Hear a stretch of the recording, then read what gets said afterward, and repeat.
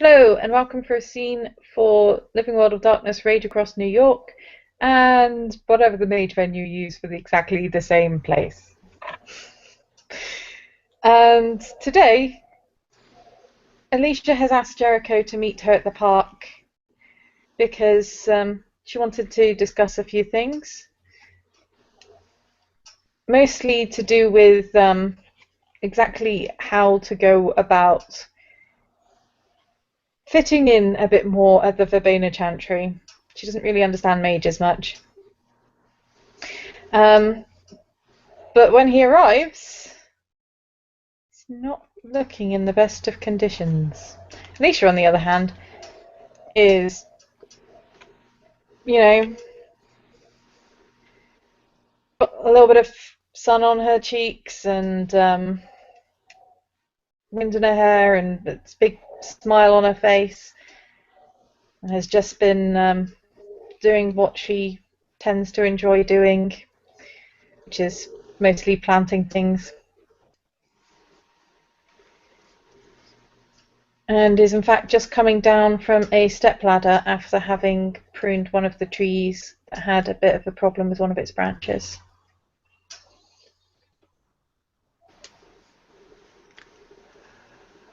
Jericho, for his part, is looking just a tiny bit worst for the wear.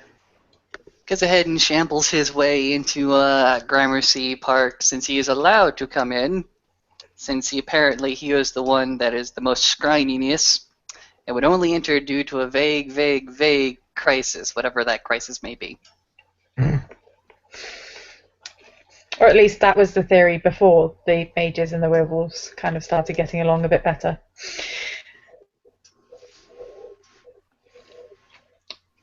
Alicia sees Jericho and bounces down the last few steps of the ladder and hurries over.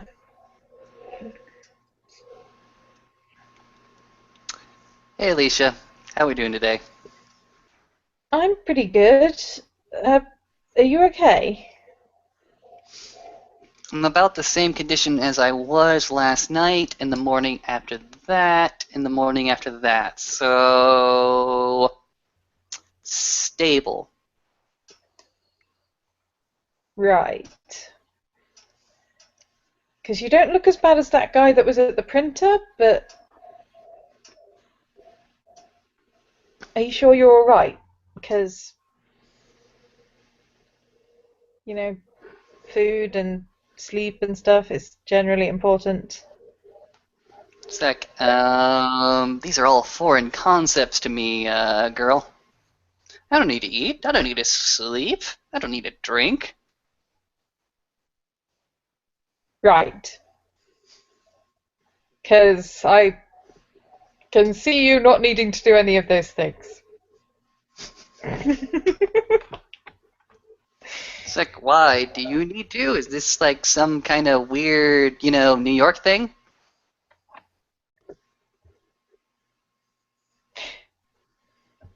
Right.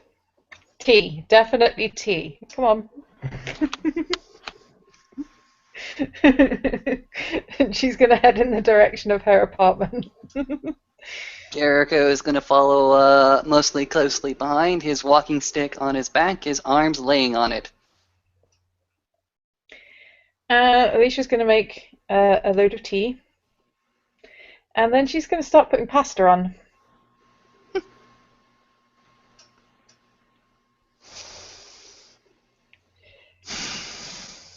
And it will end up being a giant plate of pasta with tomato sauce and little chopped up bacon bits and mushrooms. All good, all very good actually. Maybe not the bacon bits, but definitely meat sauce is definitely appreciated. And but yeah, it will be a giant plate of pasta, and she's going to put it just in front of Jericho and hold out a fork to him. I assume this pot was for you. No, I already ate. Okay, so you're fattening me up to eat me. No. Hmm? Hmm? Sure? Sure? We Sure? don't eat Jericho people. goes ahead and pokes at her playfully. Sure? Sure? We don't eat people.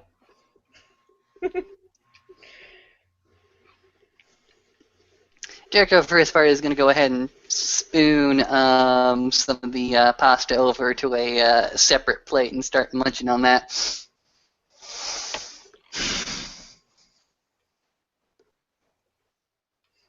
Oh, yeah, I forgot we have to adjust portions.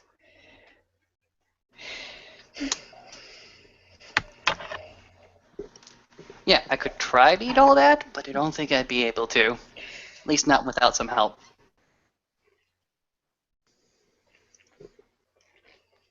And she's going to get him a glass of soda as well.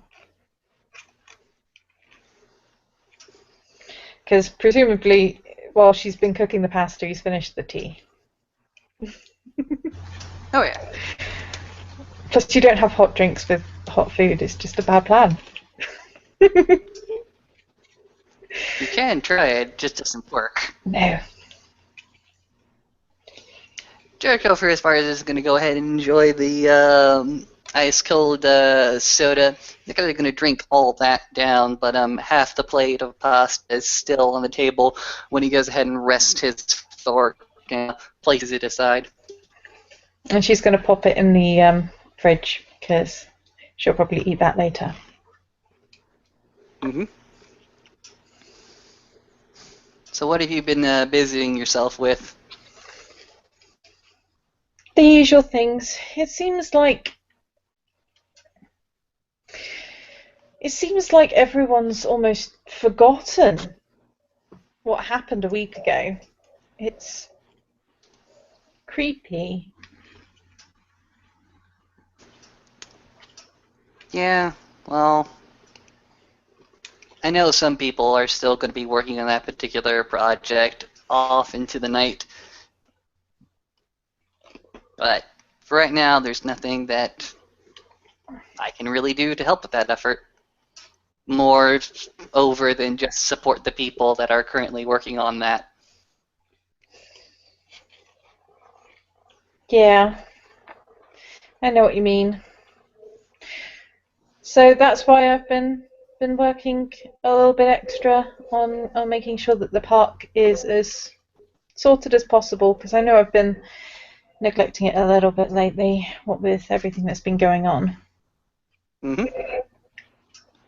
I understand putting yourself into work. You want to be helpful, you want to be useful, it's just opportunities, no matter how hard you try, don't seem to present themselves. Well, there's always stuff that you can do. It's just not necessarily the stuff that you think you should be doing. Mm-hmm.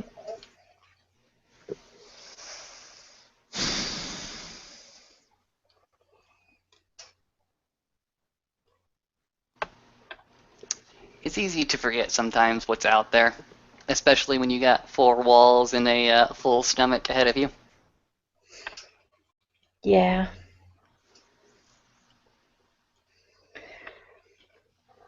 I mean, I doubt I'm going to be forgetting any time soon, but there's very little I can do if I don't know where they went.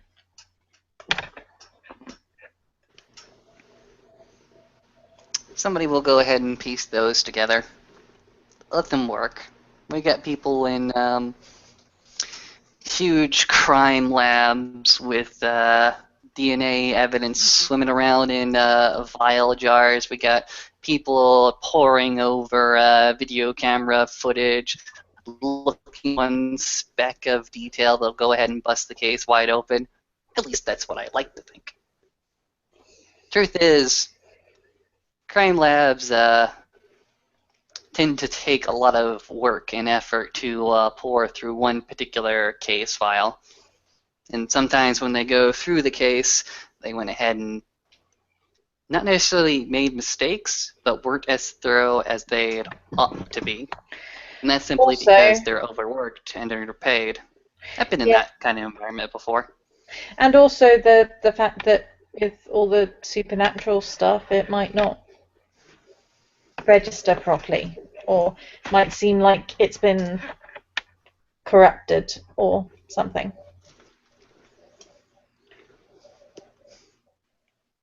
Do we really want to be talking about this? Not really. All right. Let's talk about something that we can enjoy. What do we like to do?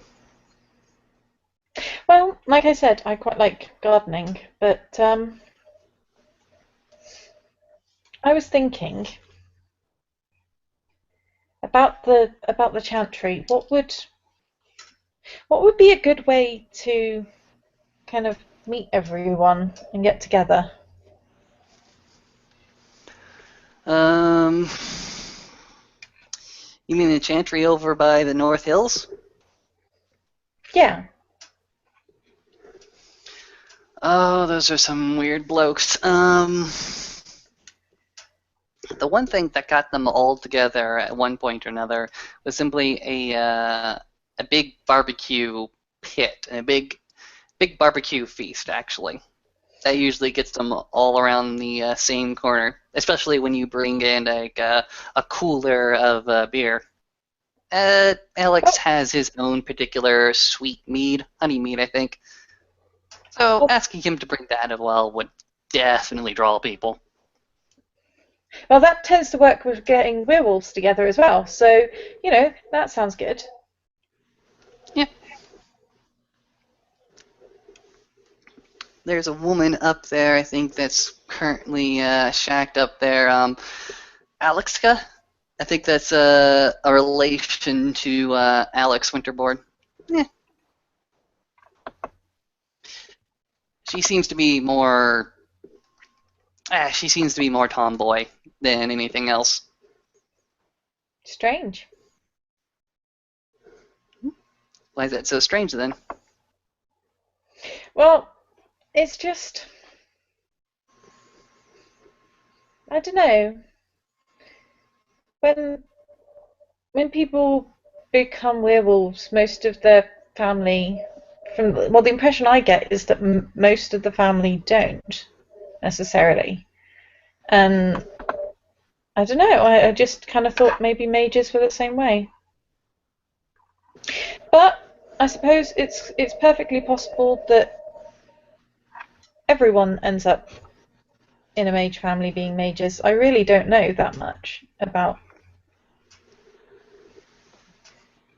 you know. It comes in all different shapes and sizes. I myself are. I myself am a single child. I know that one of my contemporaries or my peers back at the old Chantry was actually from a family of mages. Both of his parents were awakened and awakened him at a very, very early age. And of course, there's those that just go ahead and wake up one day and go about the rest of their lives.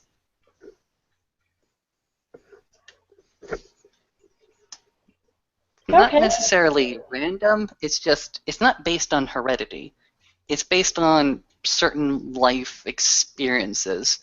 The different traditions often have much the same story of waking up. Some people find fantastic inspiration in formulas, just mathematical formulas or chaos theory or whatever have you. Some people look at modern technology and see an entirely different world out there. It's all different. Yeah, the Weaver spirits are a bit scary. Yeah. Well, I mean, have you ever looked at the spirit world at the Umbra in the city? I've never really made it a habit to. Because there's lots of spiders everywhere. Oh dear.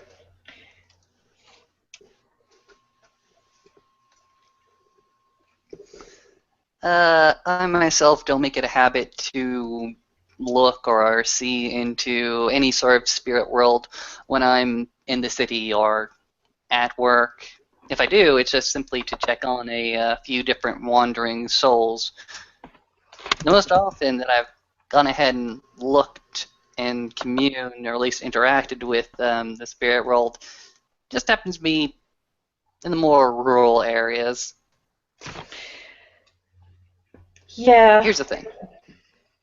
There's a myth that a certain lake was made by a dragon.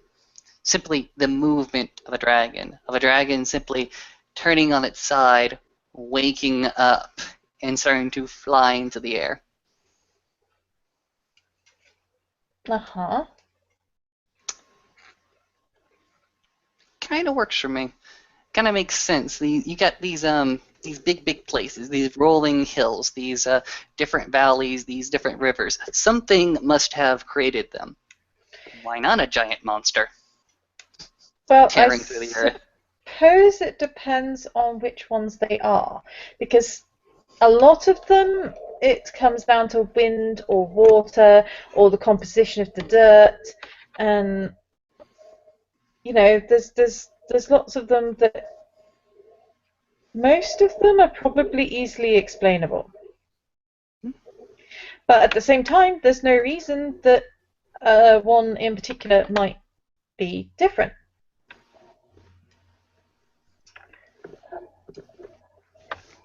The old faith still holds these stories about giants that walk the earth.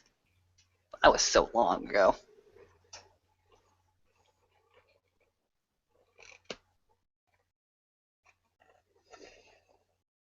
Well, there's lots of things that happened long ago. I keep learning about more and more of them. It's history. Hopefully, down the line, we'll understand our history so well that we'll understand ourselves. I don't think so. Yeah? Well, I mean, people aren't all about the past. They're also about the present and the future. So people change and the world changes and the various creatures in the world change, and evolution isn't just something that happens to animals, it happens to people as well, and to I assume it happens to Garou and everything else. I mean, I don't see why it wouldn't. Probably happens to mages as well. Hmm. Evolution. Evolution of people. Do you mean like civilizations rising, falling, or what? Partly, and partly like the actual genetics adjusting slowly over time, and partly the people's understanding of the world changing, and how you know even in an individual, things change over time with all the different things that they encounter.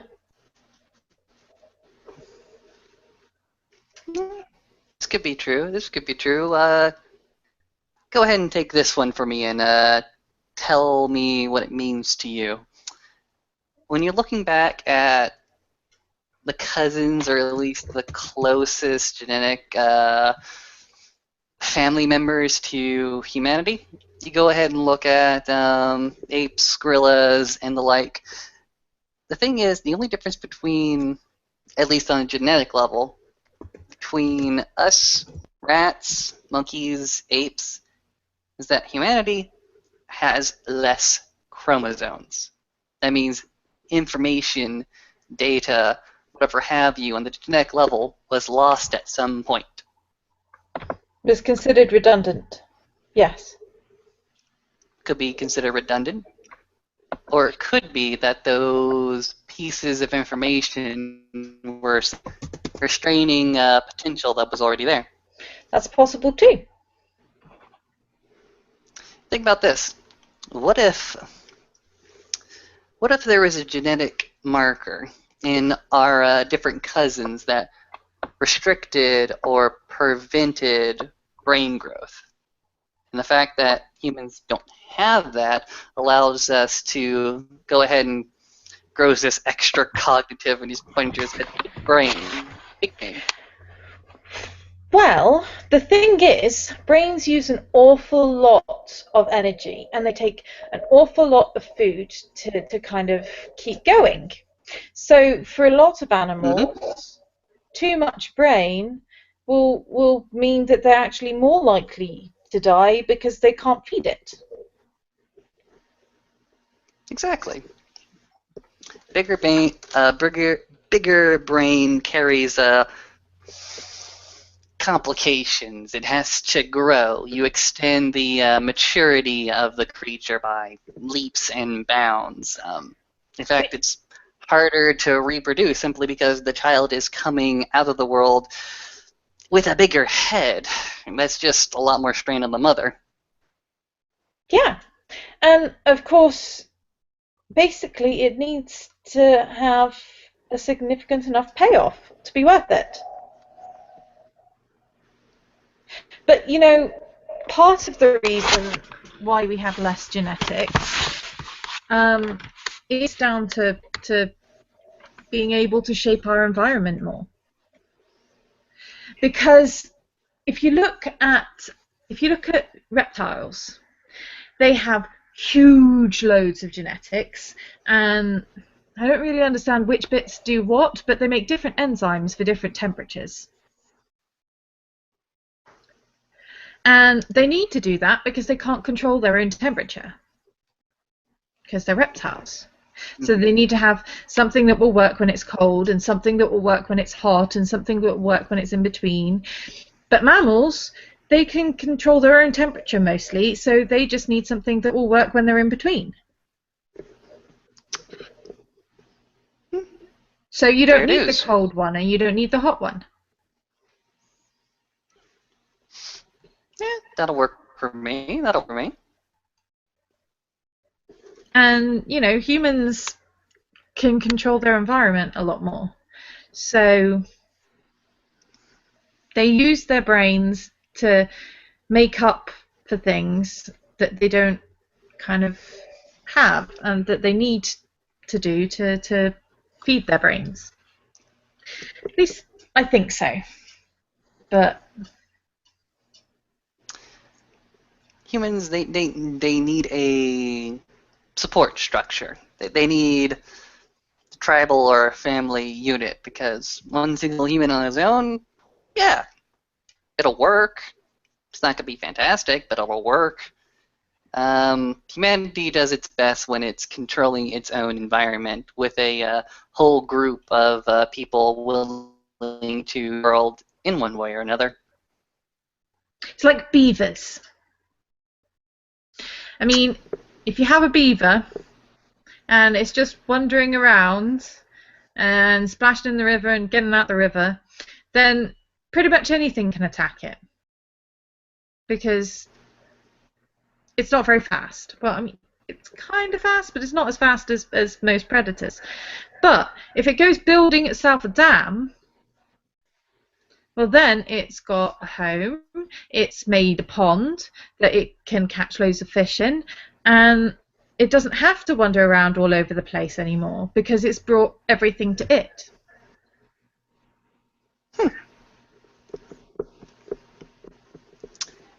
Yeah, it's kind of like magic, actually. Here's the thing. The grocery store, magic. Now, you're going to call me crazy, but I'm going to go ahead and explain my point to you. We're all carrying in our wallets thin slips of paper. Now, these paper, they've got interesting markings on it. It's got ink on it. You could probably eat the paper. It would taste like lettuce and probably wouldn't do you any good. But you go ahead and walk your happy ass over to your local grocery store, and somebody has already gone ahead and taken the pains to transport all these delicious food items to that store. And the only thing you need to do is you need to transform this leafy sheets of paper into bananas, apples, cereal. It's like magic. You're transferring paper into food.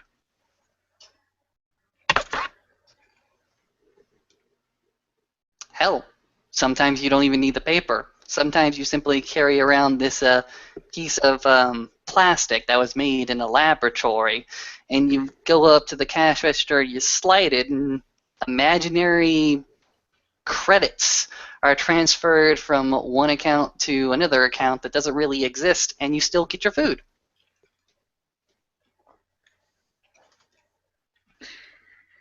If you had said that a year ago, I would definitely agree with you.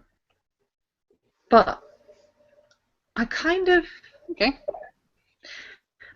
I agree that it is like magic in many ways, except now I know that there actually is, magic. So it is kind of wish fulfillment, but it's not actual magic.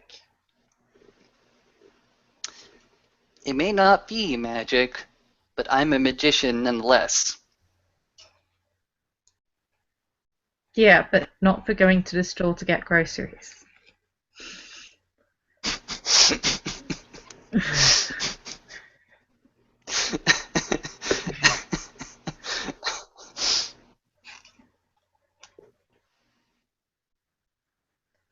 You know, we used to carry around gold coins, and they had value. They had value simply because they are rare and scarce. Now we carry around, I don't know, imaginary money.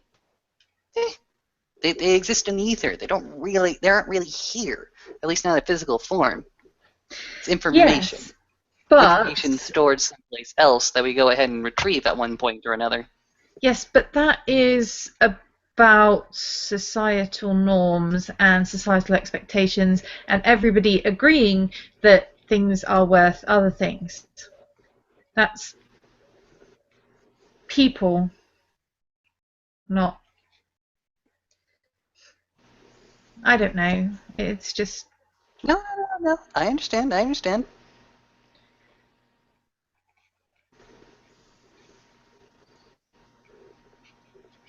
Alicia shrugs. This conversation has kind of gone slightly past her comfort zone. Me, I'd So be pasta. happy to keep discussing this, but her intelligence is 3, so... Jericho's is 3 as well, but then he just goes ahead and notices he notices that her attention goes ahead and goes skewed, and he simply says, I like pasta. Pasta is good. Pasta is very good. And it always fills you up better than a lot of things because of all the carbohydrates. Fair dues.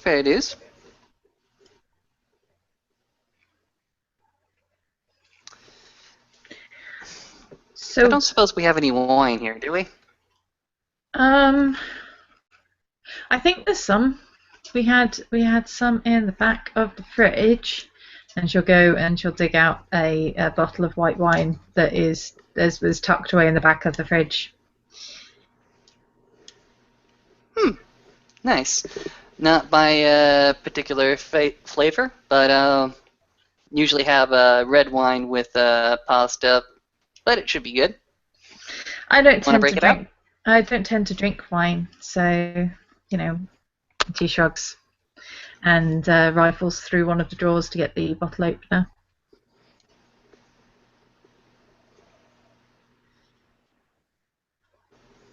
A few minutes with the corkscrew later, and there's a glass of wine.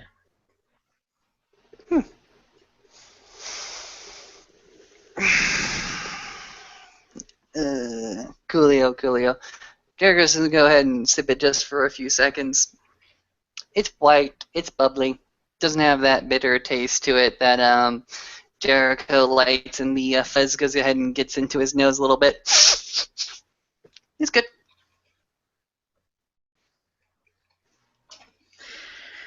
So, not to sound rude, but when was the last time you slept? Because kind of worrying me. I think I have a bed back at the Chantry. I don't use it, but I think it's there.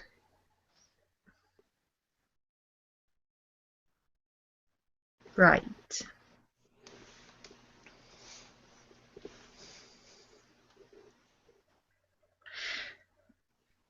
When we moved in, they went ahead and, gave everybody their own separate rooms, but I just went ahead and went to the basement and didn't come out. Okay. Why? Because that's where all my work is. That's where I get the most stuff done.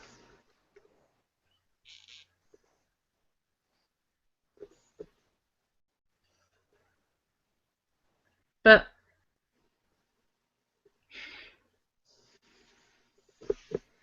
you need to do other things as well, right?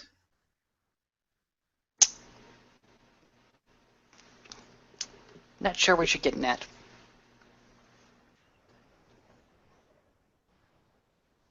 Well, I mean, it's not healthy if you don't sleep and eat and, go outside on occasion. Yep, this is true. Is incredibly unhealthy. How else am I going to get my work done? Almost got that place set up just the way I like it. All I got to do is break on through to the other side and see what happens. Break through to the other side of the basement? No. The other side of this world. The gauntlet. Oh, okay. Well, yeah, why do you want to go across the gauntlet? And is it in the basement in particular? The basement in particular, simply because it has the right kind of residence, and the right kind of residence, I should say. When we moved in, we found a boatload of wraiths and spirits of dead people down there, and I've been sort of working with them as sort of my own little hub down there. Oh, the Shadow Realm, not the Umbra. Okay. Oh, no, not the no, not gonna go to the Shadowlands. Oh, okay. I would, but I can't. And that's entirely too dangerous for me at the moment. Yeah. The only time I went there, I went with Aaron, so. Aaron's a good bloke. And his eyes are all purple there. It's weird. Looks like he's crying smoke. Interesting. In any case, no. I'm trying to bring about the right kind of residence. Last time I was up at the Verbena Chantry for that barbecue, I went ahead and took the opportunity to just sort of walk off onto my own into the dark forest around there, just to get a sense of the kind of spirits that reside there. It's mostly plants. Mostly what? Plants at the Verbena Chantry. There's the plants all over the place. Yeah. No. That's the Chantry. I'm talking about the dark forest in the back, way in the back. Talking miles or kilometers. Oh, okay. Yeah. Next time you're up there, go ahead and take a long walk and don't come back till morning. Okay. You'll see things. We went hunting out there. Did you do it at night? In the dark? No, but you can cover quite a lot of ground on 4 legs. I don't doubt that. Did you see the washing man? Or the tall man? Or the clove? Or the what do you call it? Cloven hoof man? No? Well, Here's my bit of advice. When you find that little stream that goes ahead and crosses the back end of that ridge, you'll see a man. He's got a hat over his head. He's got really, really heavy cloak that mostly covers him, but his legs are a goat's legs. He'll just stand there.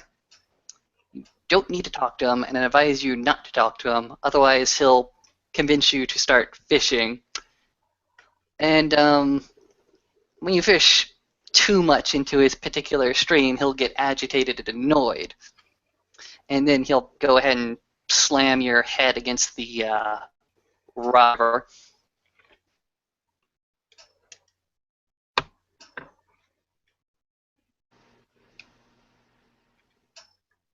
right. No, I do not talk about from experience. No, I don't. Right. Well, that's unusual. Yep. Things out there usually are. That's true.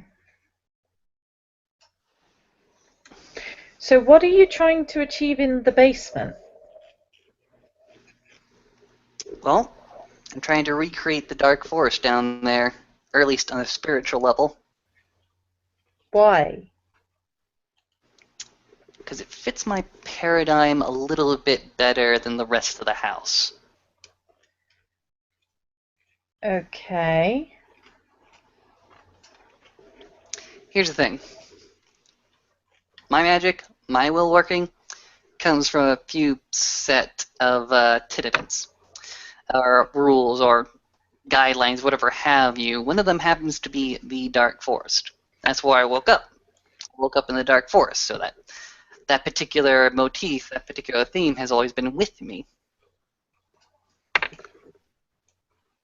Okay. What about you? Well, I actually kind of first changed in my bedroom while looking out Okay. the window. Okay. Well, some people kind of tried setting fire to one of the trees in the park.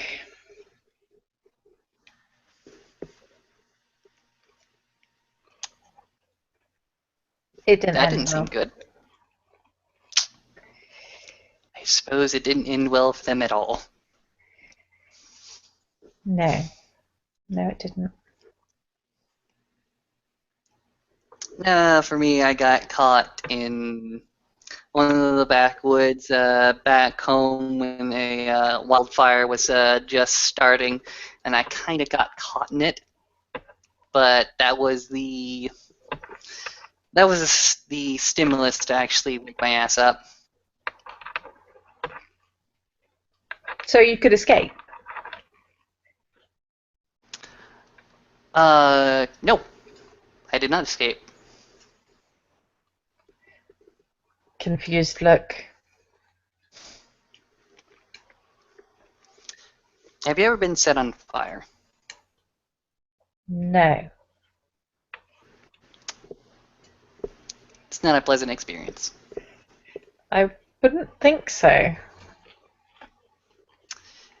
The idea is, I was trekking out there, trying to find some of my lost friends, but I took a few wrong turns when I was coming back, having already forgotten about them, when the fire actually started, and it caught me, suffocated me. That's what happened. It was all that smoke in the air choked the life out of me. It really, really shouldn't, but It was just a weird happenstance. I fell to the ground. Um, was drifting in and out of consciousness, but I can definitely feel a lot of fire on me, or at least around me. It was very, very hot. I would be dead if I didn't wake up. She still looks a bit confused, but she nods.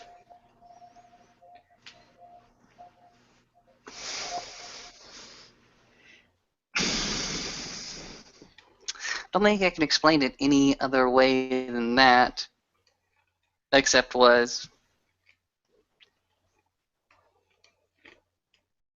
So, do all mages kind of die?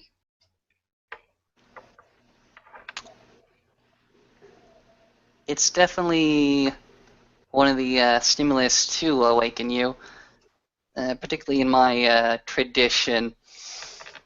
Everyone in my tradition either died or had a near-death experience, and that set them on the path to ascension. A lot other different traditions have their own particular way of waking up, but yeah, that's why I'm with my Chantry mates at the moment. I had near-death experience. Almost died, in fact. And I woke up to make sure that I didn't. It doesn't change the fact that I was dead. So, like, Alex and Jade and everyone died. Alex, no. Jade, no. Cena Cecil? Yes, he was the one with the gun, right? Yeah, with the gun. He died too. He is the only person I've met in the city who's still in the city who actually died waking up.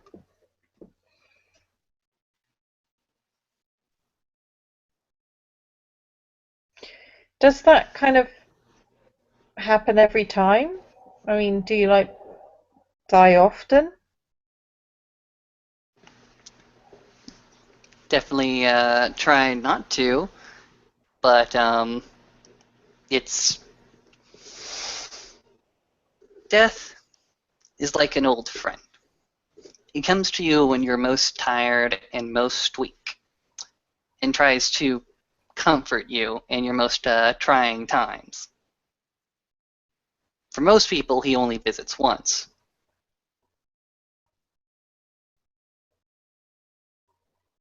So, how many times has he visited you? Let's see. You see Jericho actually numbering.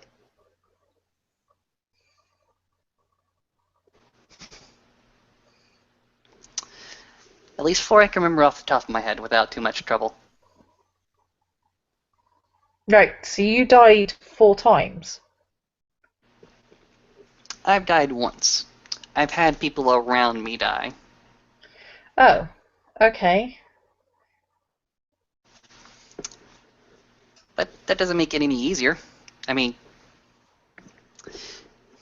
he may be an old friend, but there's always a sense of anxiousness when he starts coming towards you. And you know when he's coming. You just know. You feel that chill down the back of your spine. You know he's coming. You don't know if he's coming for you or somebody around you. He's a presence in the room. He's there. That's all he is. He doesn't want anything. He isn't angry. He isn't sad. Sometimes he is sad. Sometimes there is some grief. Sometimes there is anger. Never actually very often.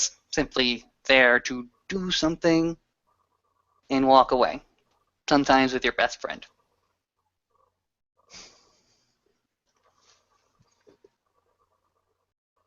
Hmm.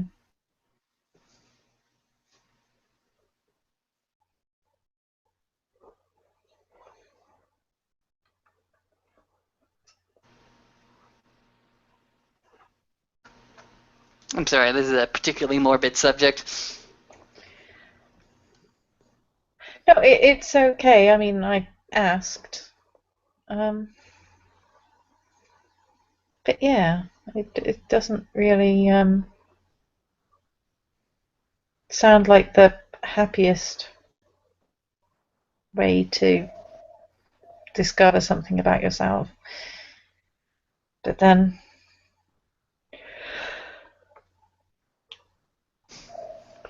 I suppose it's not the easiest for anyone. All you can do is take it for what it is and to learn from.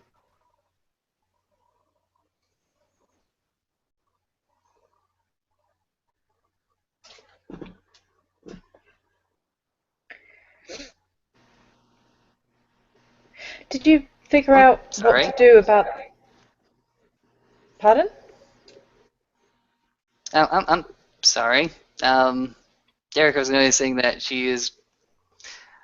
Jericho presumes that she's not feeling off the top of the wall happy after this particular conversation. Wow. No, it's not something she really tends to think about very often. Um, did you end up managing to figure out about that thing that you didn't really tell me about last time?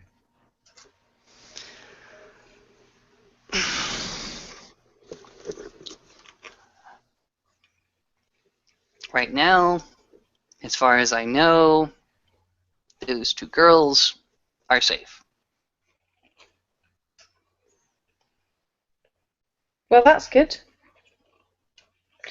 But Yeah. about the person that convinced you into doing all of that, and about how you are feeling in yourself. Right. That man is a million miles away from me, doing what he does best. He's nowhere near me, and I'm very, very happy for that. I'm also very, very happy that I had the experiences that I did have, because that makes me the kind of person I am right now. I saw the mistakes that he was making, and I swear to never make those kind of mistakes ever.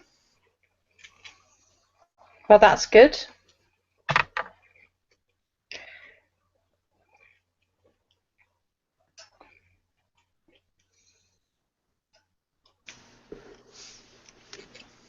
Look, I'm just one man with a walking stick.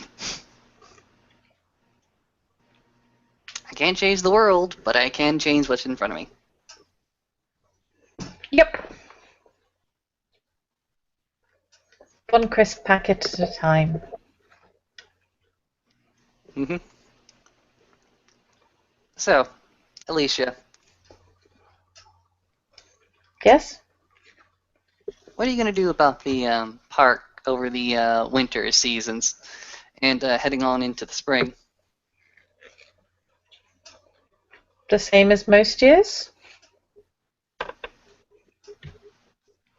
Day in, day out, season in, season out? Pretty much. I mean, in the winter, you make sure that the plants that are the most vulnerable to the frost are sheltered or, covered if necessary. And you trim back all the excess growth so that it can come back in the spring. Just the same stuff as usual.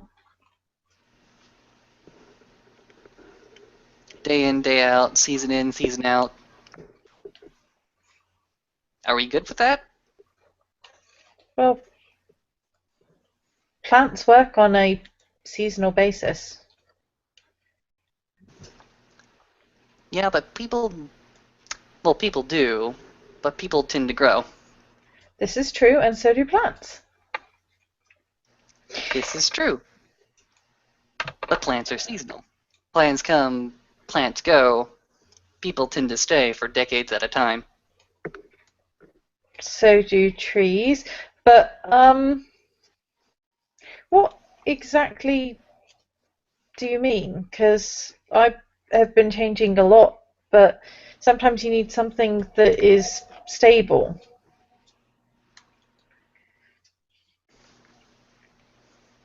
Okay, I understand that. Not a lot of things in my life have been stable. I'm building my own place, growing my own garden, that kind of thing. I can understand why you would like stability, like this place. It's comforting. I like it. This apartment, very nice. Hey, number one.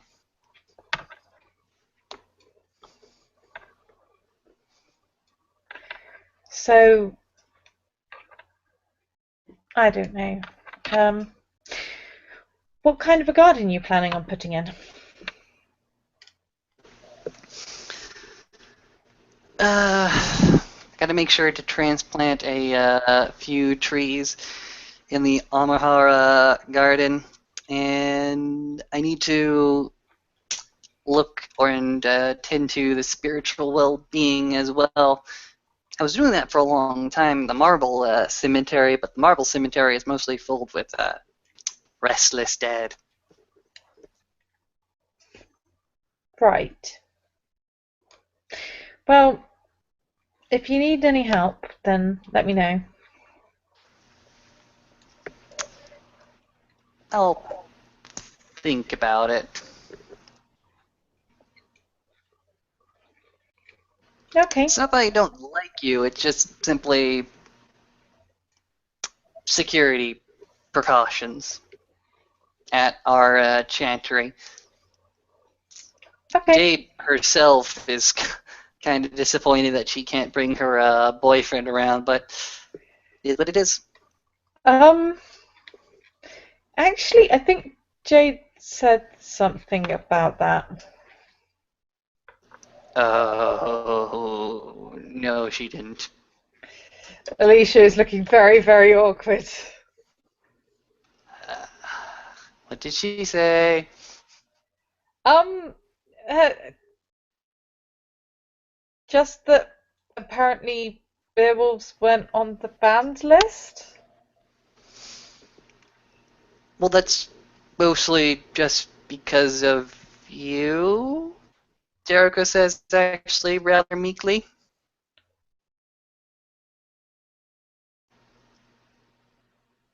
Because of me? Yes, you're a very, very good representation of your people. Thank you. And she's still looking a bit awkward because of what else Jade had actually said at the same time.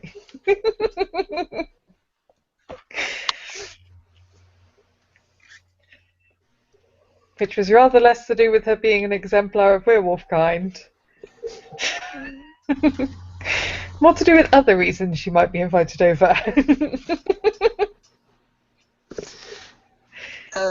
Jericho for himself is finishing the glass of wine before him and simply looking up to Alicia and saying, "You don't want any?"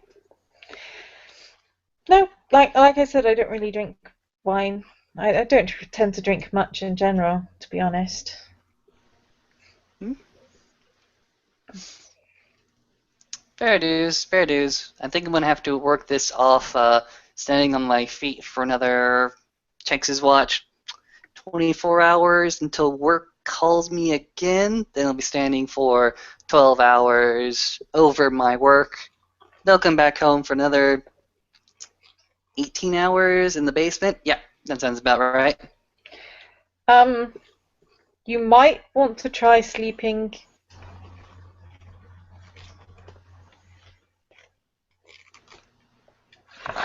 I don't understand what you mean. I don't have a room in the chantry. Well, you could use mine if you wanted. Oh, that'll be interesting. I don't know what kind of bed you have. Probably something girly.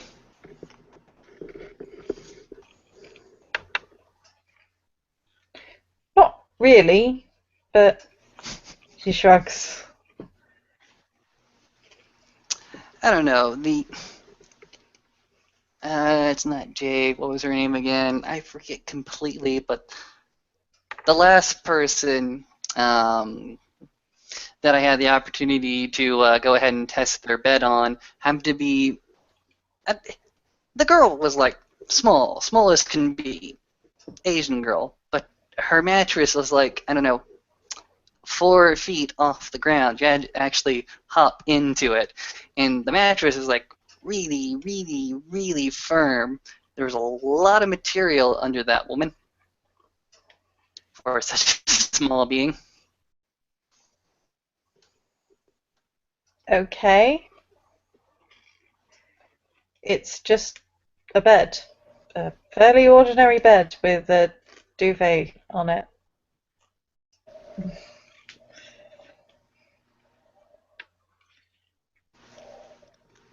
Fair dues. How's your couch? You're sitting on it. It's fine.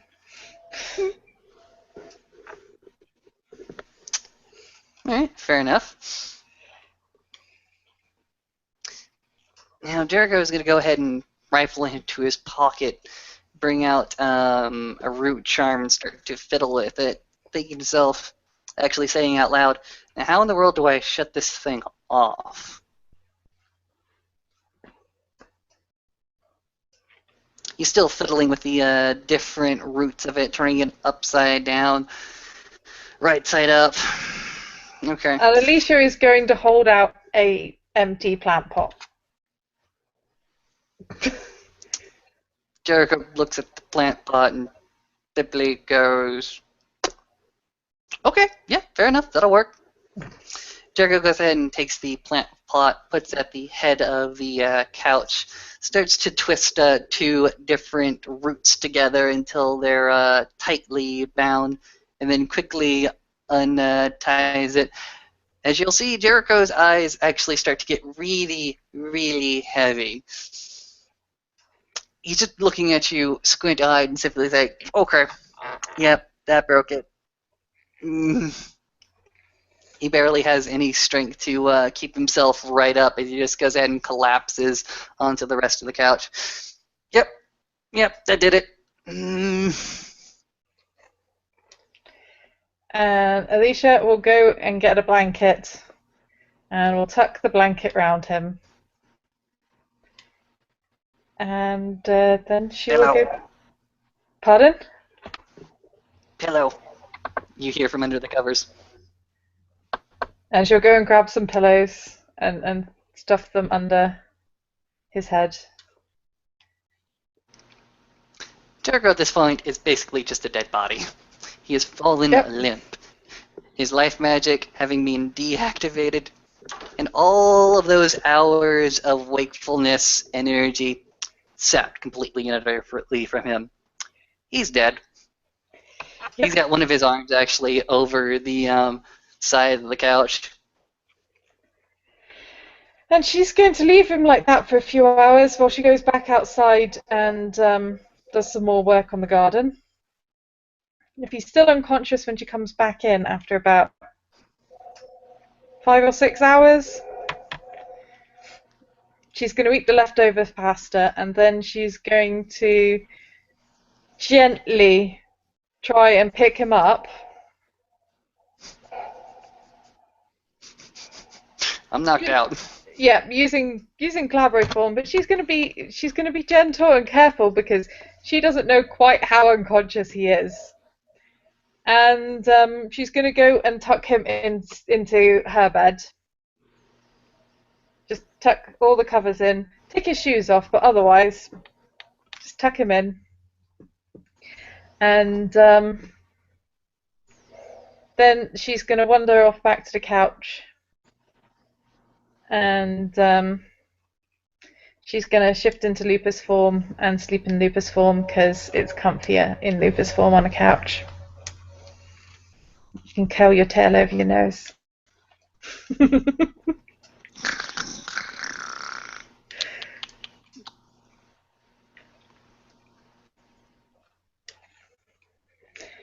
And Out of interest, how long does it take before Jericho wakes up? Because she's not going to wake him up before he's ready to wake up unless it's been like 3 days and he needs to eat something.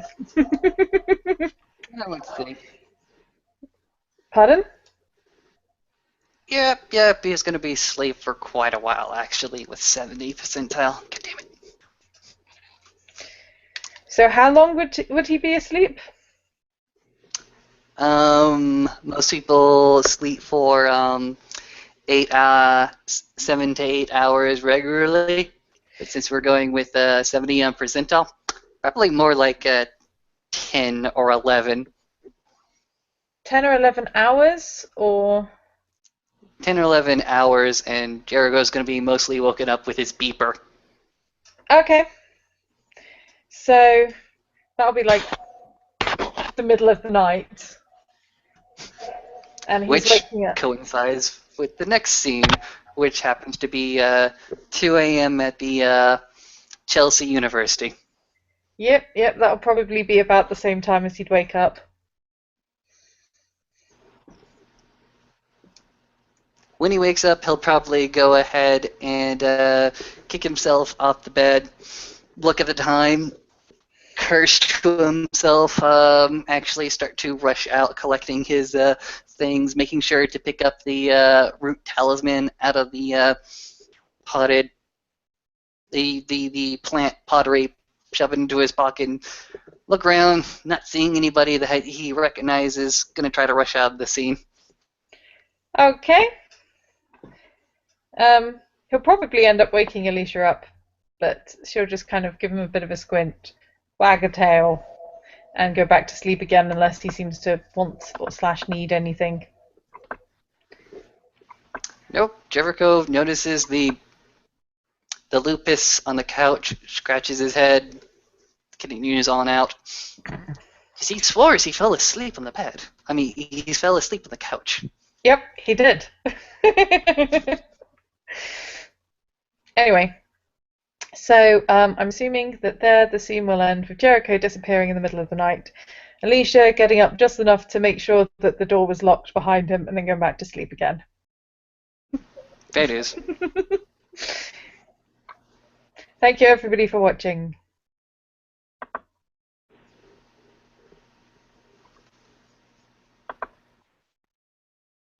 Of course, it helps if the